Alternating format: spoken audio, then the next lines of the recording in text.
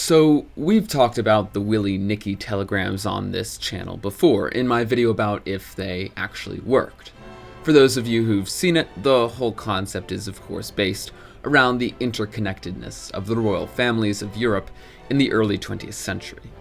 You see, three royal cousins sat on the thrones of Europe's major powers, bound by blood, but divided by ambition, nationalism, and pressures from their respective military and political establishments, which would, of course, spiral into the First World War. Kaiser Wilhelm II of Germany, Tsar Nicholas II of Russia, and King George V of Britain were all descendants of Queen Victoria and King Christian X. Queen Victoria, in our time, was known as the Grandmother of Europe.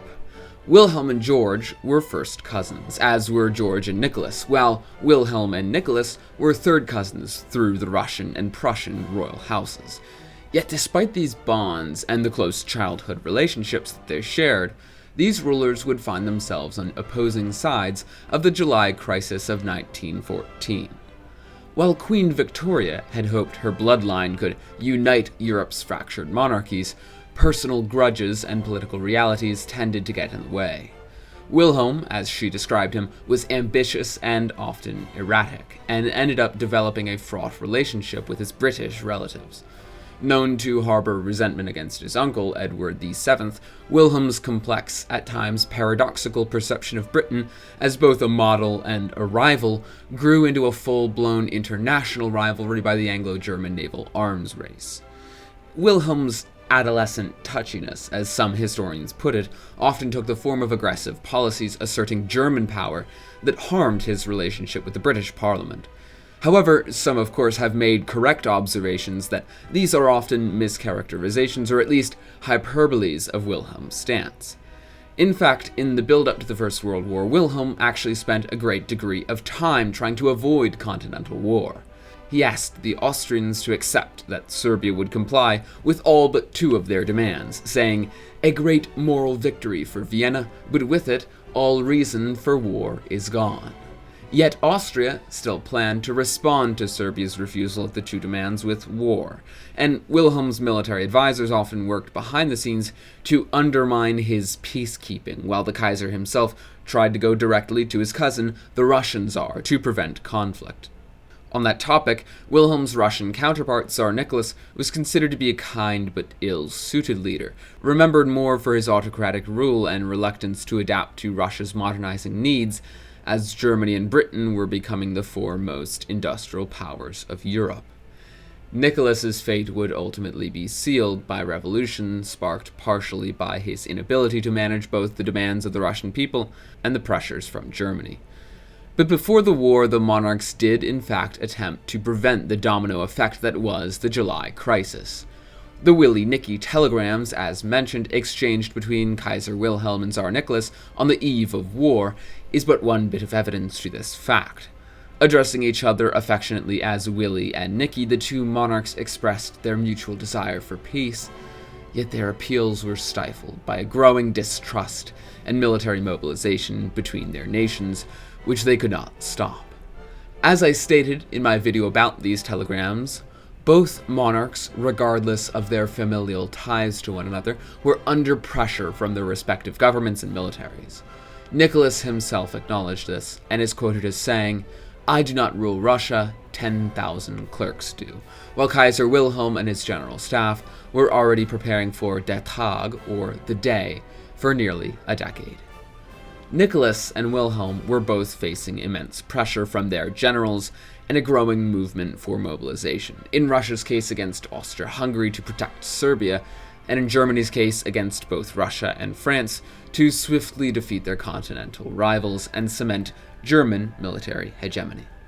This is of course not to put the blame on the monarchs themselves, but certainly on their military establishments.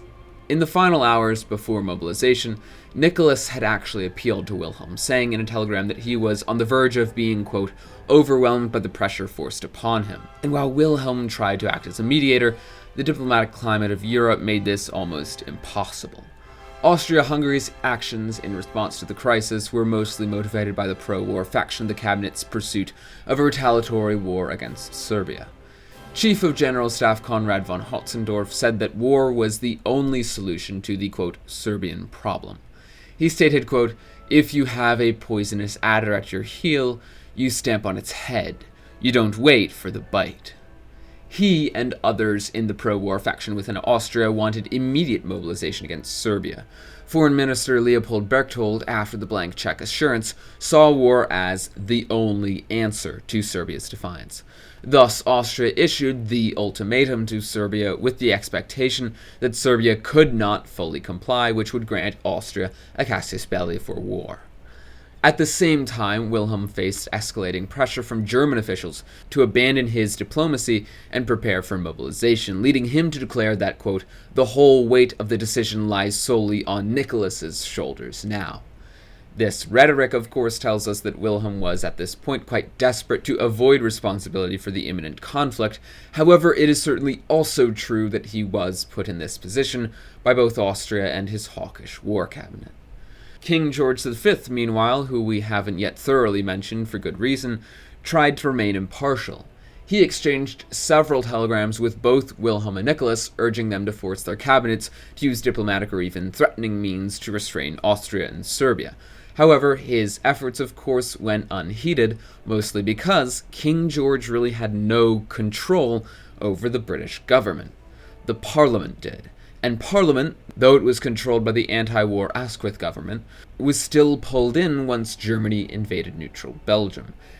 And you can also quite convincingly argue that Germany would have been pulled in on the side of the Entente regardless. As Foreign Secretary Edward Grey said, it would be quite against Britain's interest if France were to fall. And the British Conservative minority government had even exchanged secret messages with the French, pledging British support should war with Germany break out. Once Russia and Germany mobilized, and Austria-Hungary poised itself to invade Serbia, King George found himself cornered by alliances and commitments that would soon bind Britain to the conflict. As you can probably tell, I'm trying my best to wade through the waters of blame here, because you can't really blame the conflict on any particular faction in the case of the First World War, as it was indeed a myriad of factors from militarism, imperialism, offensive alliances like the Franco-Russian alliance and the blank check, and this now formally developed concept of nationalism, which all would have propelled the continent to war one way or another, regardless of the actions of the individual monarchs. In the end, the three cousins' efforts were not enough to stop the spiraling momentum of the crisis. On August 1st, 1914, Germany declared war on Russia, and soon after, France entered the fray in defense of its ally. The Schlieffen Plan was enacted, Belgium was invaded, Britain joined the war, and the result was one of the most deadly and game-changing conflicts in modern history. The war destroyed the empires of both Wilhelm and Nicholas, profoundly altered European politics, set the stage for an era of despotism and radical political ideology, and marked the ending of an era where royal kinship could have dictated the course of nations. This was the tragic conclusion to the concert of Europe. But what if that had changed? What if, in an admittedly completely unrealistic alternate timeline, somehow the three cousins of the most prominent European empires allied with one another? Before beginning today's alternate history scenario, be sure to leave a comment and subscribe. If you want to help support our content, you can watch through our extensive catalog of videos, or consider joining the channel like our first and current member Eaglefall. You can also submit a scenario in our official Discord server, linked below. Anyway, thanks, and enjoy the video. Geopolitically, such a union would have been almost impossible in the early 20th century. Firstly, the Anglo-German naval arms race had Britain viewing Germany's growing navy as a direct threat to its maritime supremacy, which had invariably existed since the destruction of the Spanish Armada in 1588. There was also the great game between Russia and Britain over influence in Asia, particularly in India, Afghanistan, Tibet, Kashmir, Xinjiang, and Persia. Germany, for its part, was allied with Austria-Hungary, a direct rival to Russian interests in the Balkans. And at the same time, Britain was also sympathetic to France, Germany's long-standing adversary since the Franco-Prussian War saw the French region of Alsace-Lorraine ceded to Prussia, who then became the German Empire. even politically, such an alliance would have faced insurmountable obstacles. King George V, as a constitutional monarch, again held no real power to dictate foreign policy, which was firmly under the control of Britain's elected parliament. Any alliance involving Britain would have required the approval of the parliament, where Russia's autocratic government would have been met with disdain, particularly among MPs concerned with liberal democracy on the continent, of which a good deal in the ruling Liberal Party of the time would fall into that category. While Tsar Nicholas and Kaiser Wilhelm enjoyed greater personal authority than George, they too were constrained. Wilhelm had to contend with the Reichstag and Germany's military-industrial elite, who were deeply tied to the Austro-Hungarian alliance, and saw Russia as a potential threat, especially due to a perception of an upcoming rapid Russian industrialization that would leave Germany in a weaker position in the Baltic and Eastern Europe. Nicholas was the most powerful of the three monarchs in terms of sheer ability to act without authorization from their respective governments. But even the mighty Tsar could not unilaterally conclude treaties or make war without broader political support.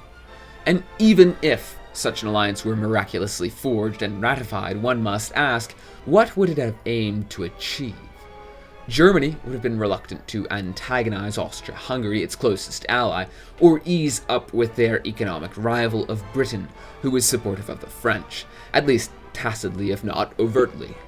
Russia would have no reason to align with Britain, even though Nicholas and George were very close, even compared to Nicholas's warm relationship with Kaiser Wilhelm. But of course, as we know, warm relationships don't really foster political motion, evident in such attempts as the Bjorko Treaty of 1905, a defensive pact between Wilhelm and Nicholas that ended up falling through and doing nothing to stop the impending July crisis. Britain, especially the Parliament, would view this sort of triage as counterproductive to its own interests, particularly given its preference for maintaining a balance of power in concert Europe. So in all actuality, this sort of trio would never feasibly come together. However, as I'm sure you've all heard me say on this channel a few times before, dealing with the impossible is what we do best. So, let's magically wave away all of these roadblocks and suppose, for the sake of this scenario, that somehow British Parliament, Kaiser Wilhelm, and Tsar Nicholas managed to hammer out an alliance in, say, 1913, and a new and improved League of Three Emperors of sorts is born. What a confusing time this would have been to be a European statesman or politician. That said, now it's unclear what response this triage would have to the assassination of Ferdinand. With the existence of this alliance, it's possible that the Franco-Russian alliance would become null, or at least politically irrelevant, and that the blank check would not be offered to Austria. If we assume these factors to be true as well, then Austria would most likely not respond as harshly to Serbia, and we'll just let Serbia handle the investigation of the assassination, as Austria handling the assassination was one of the parameters of the Austrian demands that Serbia rejected. Serbia's response to Austria's ultimatum, which rejected this clause, was indeed a carefully worded counter-proposal that agreed to most of the demands while specifically targeting and challenging the notion of the guilt of the Serbian government. So in our scenario, Austria-Hungary now lacking German backing via the blank check and fearing both the internal instability by perhaps pan-Slavic nationalists within her own borders, and also the possibility of Russian intervention without German support, will have to begrudgingly accept Serbia's counter-proposal instead of escalating the situation. This reluctance would essentially be compounded by the realities of Austria's position. Its military was not prepared for an immediate invasion due to a harvest leave, because most of their conscripts and even some of the military's animals were farmers who needed to return to harvest their crops. On top of the portion of its army which was back on their farms, its leadership, especially the Hungarian parliament, would have unequivocally hesitated to risk a conflict that could involve Russia, particularly now that Russia and Germany were, at least from Austria's point of view, closer, if not aligned now in this Anglo-Russo-German entente. Now, had Austria chosen to bite its tongue and accept Serbia's response, the militarization of Europe could have actually been averted altogether. Without Austria's aggression, Russia would have no immediate need to mobilize in defense of Serbia, and Germany, freed from its Austro-Hungarian commitments, would have no reason to enact its war plans. Now, another interesting side note is that Serbia too might find itself under pressure from Russia, simply to rein in its nationalist movements and ensure stability in the Balkans. This would give us a more subdued and pacified Serbia, with Russian influence guiding the kingdom to prevent further incidents akin to the assassination of Ferdinand, and perhaps attempting to redefine or rein in the pan-Slavism that was something of a pain in the rear for Russia during the Balkan Wars, thrusting them into countless conflicts. With the Balkan crisis essentially diffused, we'll then have to turn our attention to the Near East. This sequence of events now presents an opportunity to de-escalate the Great Game in Central Asia. If we assume that perhaps in order to disprove the fears of the British Parliament over cooperation with the Russians, that there is a demarcation of sorts in the spheres of influence of Asia, then we might see Russia and Britain actually begin to reconcile and not seem like distant, worrying, almost inhuman foes. Russia would retain its hold over Persia and portions of the Caucasus, while Britain would have dominance in India and influence in Afghanistan and Tibet. The Xinjiang region might become a shared zone of influence, as both powers find common ground for their strategic interests, Britain for its opium production and trade routes, and Russia for its aspirations in Central Asia and proximity to China. With now the Great Game too tentatively solved, Russian focus could shift back over to the Balkans. Russia would certainly want to use this alliance of powerful empires to exert pressure on the Ottoman Empire, who were already in decline. Russia, Austria, and Britain, while not necessarily aligned in their long-term goals, might find themselves cooperating to this end, though that's purely speculative. For Britain, such an arrangement could simply prove a means to further secure the deal with Russia, while perhaps indulging the Hellenophilic tendencies of the British ruling class. But there's still one more very overwhelming challenge, and that is to reconcile the economic rivalry between Britain and Germany. By the early 20th century, these two nations had become industrial juggernauts, competing fiercely in global markets. Germany's rapid industrialization in the latter half of the 19th century made it a formidable competitor to Britain's longer industrial dominance. While British industrialization had a century's head start, by the 1890s Germany had surpassed Britain in steel production and established a clear superiority in emerging sectors like chemicals and electrical goods. This competition extended beyond Europe into colonial markets, where both powers competed for influence. In the colonies, Germany's push for preferential trade agreements, such as those with China and the Ottoman territories, clashed with Britain's established colonial networks, their existing dominion over trade in the eastern Mediterranean into the Suez, which led to India, and their grip over the Chinese coasts during the century of humiliation. The British response was to double down on imperial markets, using political influence to secure trade advantages. For instance, Canada's preferential tariffs on British goods in 1897 were a direct response to growing German competition in North America, and caused resentment from the mercantile class in Britain. And by this point, under Admiral Tippett, the German naval expansion that caused the naval arms race not only inflamed these political tensions, but it created economic ones, as Britain viewed it as a challenge to the global shipping dominance that they had cultivated. So in this timeline, these economic tensions are going to require creative solutions to prevent the alliance from unraveling.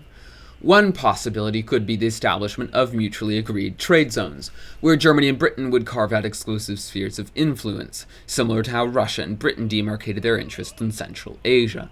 However, Britain's mercantile and aristocratic classes were deeply invested in free trade, and would have completely resisted any arrangements that seemed to favor protectionist policies. In fact, the British were so pro-free trade that they actually undercut their own native manufacturers by allowing American steel to come pouring into the mainland unimpeded by tariffs. Conversely to the British position, Germany's industrial elite and military planners would inevitably have demanded greater concessions than they would proportionally deserve, as they had when the Germans and British had a diplomatic tussle over German Cameroon. These same German elites would furthermore most certainly want to have a disproportionate level of economic influence in other markets like China and Southeast Asia, where Germany had been trying to break through for decades.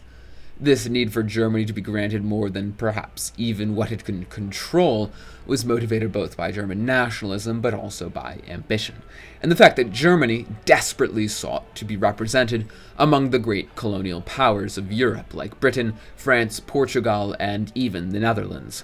Yet the British continually stood in their way in an effort to prevent Germany from overtaking them. To compound this problem, the role of the United States and other emerging industrial powers like Japan or Russia very soon would further complicate this economic detente. Both Britain and Germany were already even feeling the pressure of American competition in steel, manufacturing, and agricultural exports. Now, this does give us an opportunity to put Britain and Germany in the position of a sort of quasi-economic bloc against American economic encroachment, but again, the free trade British probably wouldn't want to adopt a more protectionist stance against American imports. Now, it's possible that a more pro-worker protectionist party may come into power in Britain in the coming decades, tilting the British economy in a more protectionist path against American exports. But this would inevitably also sour ties with Germany, because protectionism from Britain would hurt them, pushing us back to square one. And then, at the same time, Russia's economic position within this alliance presents its own set of challenges.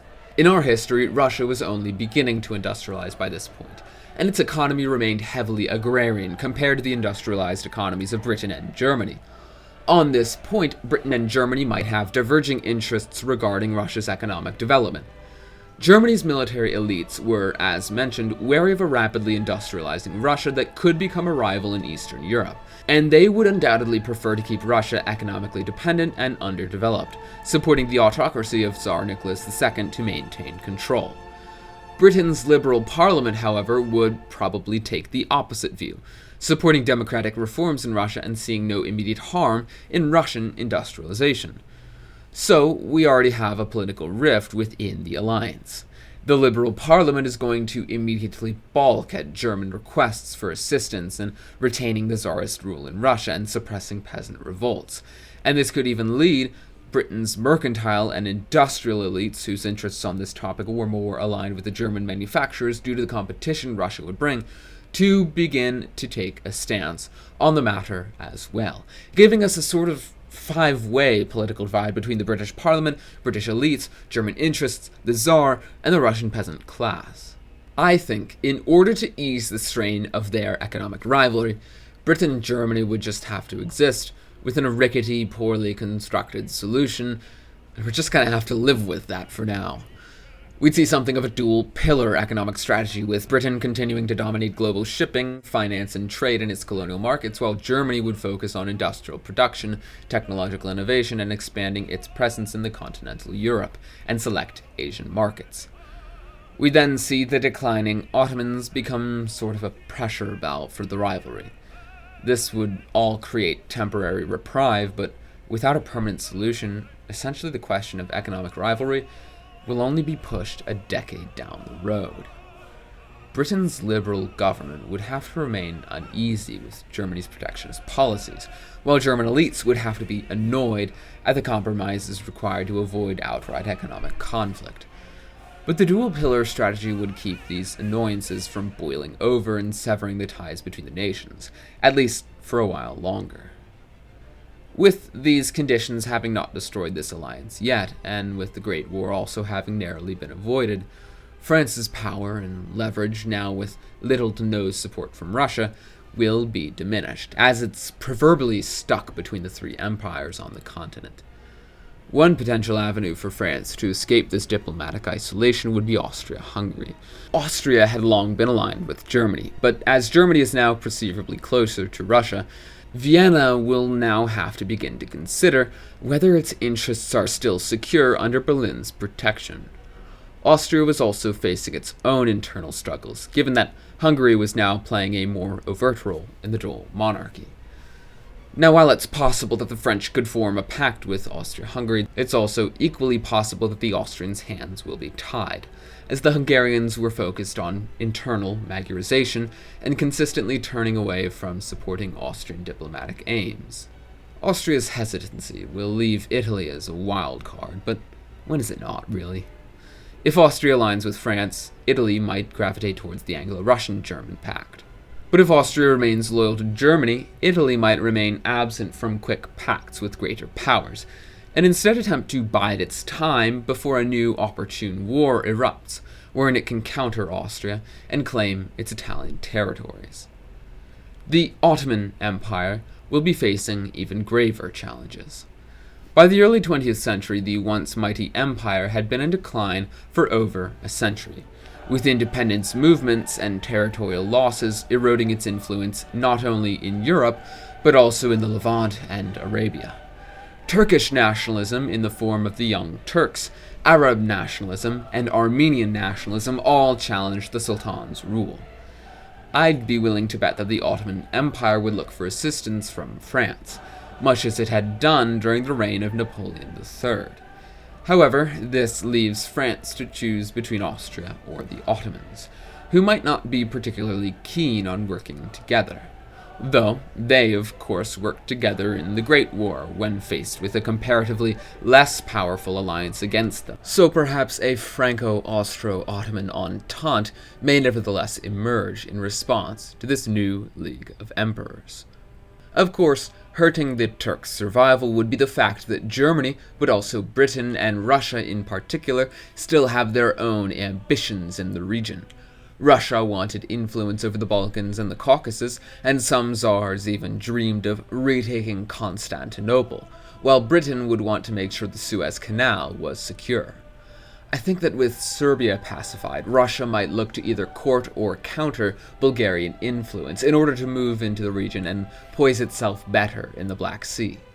Should the Ottoman Empire fall, which is incredibly likely in the coming decade, the Germans might also want to take an interest in Arabia or Syria, as the French had once the Ottoman Tower of Cards fell in our timeline. But I think beyond the Balkans, there's actually a more interesting region this alliance will be affecting. In Asia, the declining Qing dynasty of China presents an opportunity for territorial and economic expansion. There was already a scramble for China in the 19th century, but now with the Qing on the verge of losing control, the Europeans would be in a better position than ever to gobble up concessions from China. Britain would want more port cities, direct administrational control over Shanghai, fortifications of Hong Kong, and control over the Yangtze River. Germany already had its foot in the door in Shandong and Tsingtao, but they would inevitably want to expand into modern-day Zhejiang and Fujian. Russia would want to expand influence in Manchuria and Mongolia, potentially even Xinjiang, and eyeing Japanese Korea. Japan at this point was still recovering from the financial and human toll of the Russo-Japanese War, and would most certainly find itself sidelined in these negotiations. Despite its victory over Russia in 1905, Japan's limited resources and even the threat of another war with Russia, let alone this alliance, would leave it unable to assert claims in China. Also, as a footnote, France would probably want to expand French Indochina to the north, and the British might be fine with this, but France will likely not gain anything too significant. Thus, we're left with a wildly different, in some regards more peaceful and less upending, early 20th century. But alliances, no matter how carefully constructed, are fragile things. By the mid-1920s, the Anglo-German-Russian Pact would have weathered the storms of diplomacy, economic rivalry, and colonial ambition. Yet Germany's industrial elite reeked of resentment as Britain's dominance over global shipping persisted. In Russia, murmurs of revolution stirred once more, as peasants and workers, emboldened by nominal industrialization, wondered why conditions never improved, while the Tsar continued to wage wars in China.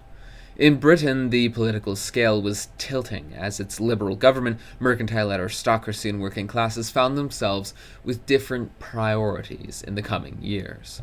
And while the great powers jockeyed for influence over the remains of the Ottoman Empire in the markets of China, new forces were quietly rising in the shadows. In Japan, a wounded pride from its exclusion in the scramble for Asia left the empire in an angered daze. In the United States, a regional power and economy both shielded and unhelped by European militarism was beginning to turn its gaze to the east as well. And in France, the long years of isolation had forged a dangerous determination to reclaim its place in the world at any cost. The question was no longer if this fragile balance of power would break, but where the first crack would appear. And that's where I'll be ending the scenario for today. As always, let me know what you think will happen next. If you enjoyed this video or have any critiques or notes, be sure to leave a comment for the algorithm, and subscribe if you want to see more content like this. You can support us by joining our Discord or by becoming a channel member with the join button below. Thanks for your time. This has been the US of Z, signing out.